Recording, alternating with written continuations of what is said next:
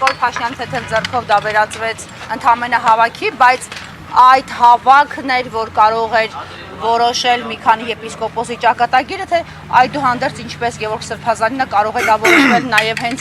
Էջմիածնում։ Ժողովուրդ ջան, ես հասկանում եմ, որ դուք ամենքդ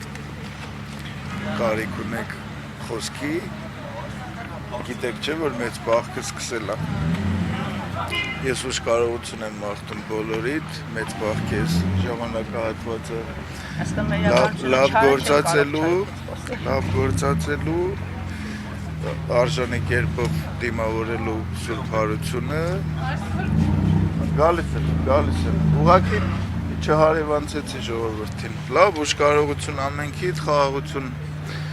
մեր մեծ տանը, ինչպես արդեն անդրադարձա,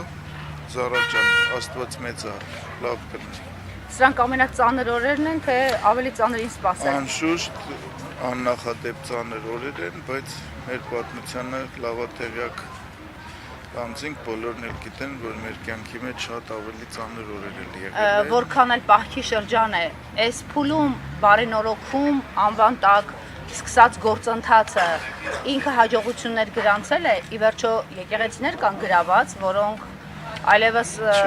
հասու չեն օծյալ քահանաներին։ Չեմ կարող ասել ով ինչ է գրանցել, բայց մեր նպատակը բարին լավը գեղեցիկը առատացնելն է, եկեղեցու, եկեղեցականի, եւ մենք լավահույս ենք, որ վերջ առաջ մեր մարդասիրությունը, մեր աստվածփնտրությունը հաջողության դեպսակ։ Մինչև ընտրություններ հասարակությունը կգա, մինչև վերջ սթափություն։ Դա աստված, որ մենք բոլորս էլ սթափվենք եւ մեզանում համերաշխության, խաղաղության միջավայրը գերակայի, գերակշռի։ Ուշ կարողություն ամենքիդ, շնորհակալություն։ Վերջը խոսեցի։ Ձեզ ենք շնորհակալ։